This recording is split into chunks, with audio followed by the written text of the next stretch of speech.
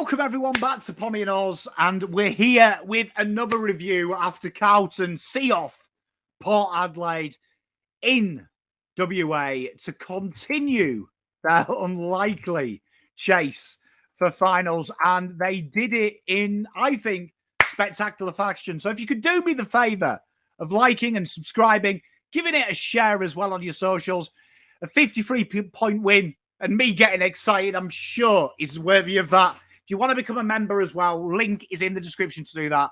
We're doing a giveaway in 2 weeks' time in our monthly lives. And it was insane to see the difference of this side from 4 weeks ago. And it's impressive, really. It has to be said. Albeit against three sides that two of them maybe were in and around the 8 in pre-season, but have been much talked about. The 18 tackles inside 50 from the boys there is a real sign. Double their average, plus 20 on their tackles. And it had to happen, and it's been interesting since losing the rucks. We've really seen how condensed and how tough we make it in the midfield. The territory was scary, right? Do you know what I mean? 34 effective clearances, losing hit-outs is insane. 45 points, do you know what I mean? More from turnover is insane. Carlton's ability as well from defensive half chains, 24 points this week. That's double what they were, and it's almost triple what they were when they came up against St Kilda. And you're starting to see the motions in play.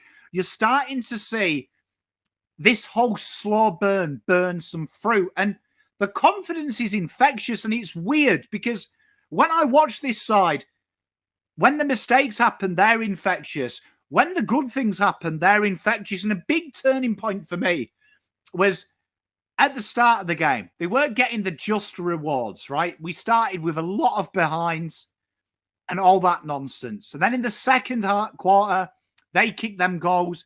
And you start to think, don't you, about Carlton? And I always do, how they react to them moments where things are unjust. And they had them 2 behinds, and then that behind that was rushed where we nearly got caught on the overlap. Kennedy scores, and suddenly there's a control. And you know what really impressed me was the commitment to each other and their commitment to running the same plan. There wasn't the panic. There wasn't the slow stop-start in the back line. They looked to play it on, and it caught us out a few times. I thought in the fourth quarter, it caught us out, and in the third, it caught us out a few times. The willingness to play on and the willingness to kick it. And that was something we talked about 6 weeks ago with the boys, that the play-on factor from Marks is almost not happening. And that is really impressive. I really enjoy, though, and I pointed this out last week, how the boys are looking to take away the short option. They're not panicking and running to the ball carrier. Matty Cottrell did it a lot of times this week. Peeled back and was like, okay, you're going to make that tackle. Okay, I'm going to go and take the short option. And invariably, it creates one-on-ones around the ground at worst. But it also creates the clusters. And what I mean by that was it was really impressive to see how they naturally, because of how we took away the corridor, gravitated to these long bombs. Cowan took them short options away, slowed Fremantle down, and before you knew it, we got on top. And it's that tackle pressure to average for a side that was like 160 4 rounds ago on average, to be hitting 200s for 3 quarters on the pressure gauge is insane. Chera 6 tackles, Young 5 tackles. I thought he was amazing in the ruck today. Adam Sard 5. Kennedy before he got hurt 5. Fogarty, Cripps 5. Owies, Martin now starting to tackle in high numbers. That is really, really exciting for me. And it adds another layer because what we're doing is we're rushing sides. We're starting to hurry them up. And that was my bugbear a lot when we talk about that cross-field kick in the back half. We give so much time for that to happen that it's insane, that it cuts us apart on that transition. And you know which ones I mean. They take that mark from maybe a loose entry or maybe a deep shot at goal that lands short, and we give them that time. We we give them that time to run into space, play the 1-2, and they're out, and then they cross-field it to the wing, and before you know it, we're cut apart. We're starting to rush sides.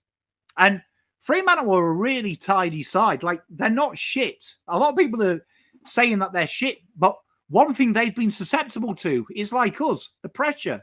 And they're a side that are one of the hardest sides to score from clearance.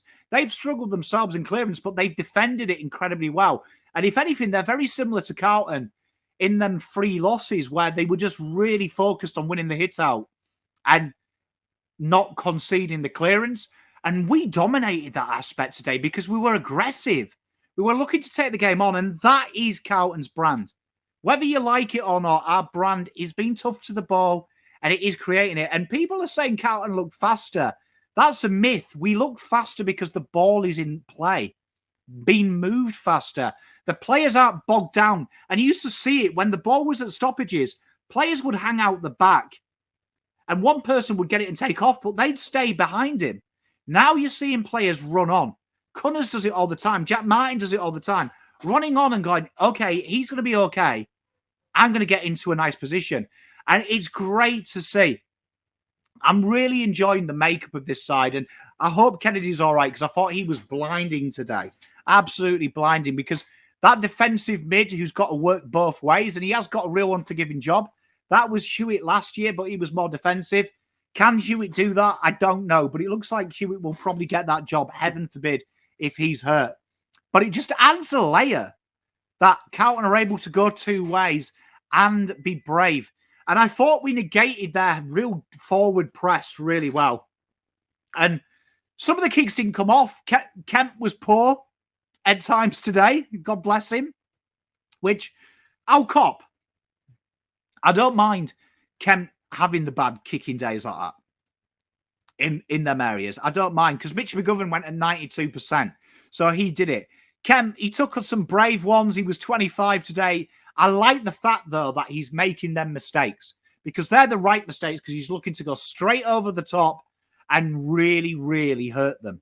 And that impresses me. I thought Sard and Boyd again. Boyd, this role just behind them stoppages is really paying dividends, because he's brave. He looks to take the game on. He looks to stop. He looks to stop the opposition. And I thought the way that midfield negated their hit-out dominance is absolutely exceptional. I do want to talk about the forward movement, though. This change in the angles now. Carlton looking to make the switch outside 50, open up the angles. It helps Harry. It helps Charlie. It creates that space in behind. And it also creates little pockets of 2s. So you saw always working off Harry. Martin was working off Kerner. Creates them little pockets. I mean, Fogarty off Kerner. Creates them little pockets of 2-on-2s, which then when the ball falls, it makes it easy. And I thought Carlton were unlucky not to get more reward from their tackle pressure today, because it impresses me. Now, what does this mean? Does it mean we're back? I don't know. Time will tell. Obviously, there's no pressure at the moment because no one's talking about us. Everyone has kind of drawn a line before this game on where GWS were, right? So they're just a bit above us. They're 2 points. But now Carlton are in the conversation. A game out of the 8. 107.8 percentage, which is solid. They're in a better position there than they were last year. They've got a better percentage now than 3 sides in the 8 as well, which helps out. They've got to start thinking seriously here. Now, Port is a big ask. And dare they win it? They probably can win it. Right? They probably can. They will be looking, Carlton, at Port Adelaide and going, the sides that have had success, Essendon ran them close. Do you know what I mean? They ran them really close. Doggies for 3 quarters did. Gold Coast did at the first half. Was that intense pressure around the ball. Speed them up. Hurry them up. They like to get the ball out the back of the stoppage and ping it. Carlton have been really successful. Particularly Gold Coast is a good model because they're an Audi version of Port Adelaide. But they get it out the back. They took them short options away. They made it hurried. They made that handball loopy. They made that handball a bit too quick. And that's what they've got to do. But so far, they've got a good extent. Now, what will Lewis Young and Sauce mean? It's an interesting one because I think Sauce works and Young because they have another job around the ground. And I think that that's why you're seeing the success. Not because they're particularly good ruckmen, but because they're adding layers around the ground. And this is my issue with Pitternet and my issue with TDK. If you're going to play one of them, the other one's got to have a blinder.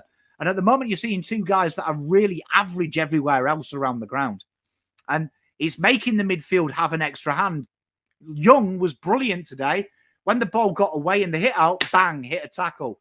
Sauce was great because he's got enough pace to get behind Darcy when Carlton do win the ball, and he was that conduit chain. So it really does say to me that one of them two has to be the second ruck. Take your pick. I do really like Jesus, though. We said we had to find him a role that probably wasn't that high half forward.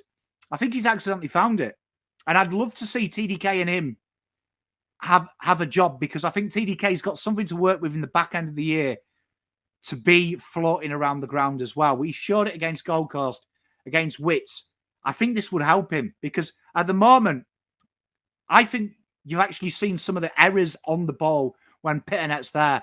Because like you saw today, if you get a hit out when you play defensive, you're fucked. Jesus and Young forced them to be offensive. And TDK, when he did it, he does, because defensively, that's not his game. He needs the ball to be motioned. So it's interesting. Have they accidentally found a way of unlocking that? Again, massive rotations around stoppage, giving us different dimensions, making us harder to read. All of these signs point to Carlton have accidentally found it with personnel and with injuries. It's going to be a great game next week. And I'm really excited and I'm happy. And that's why I've done it straight after. I hope everyone's well. Have a wonderful rest of your weekend. Make sure you do something and treat yourself. Make sure you like and subscribe. Please help me out. Give this a share. Make sure you leave a comment. What was your favourite moment in the game today? If you've got that far, thank you very much. Look after yourself. I'm out.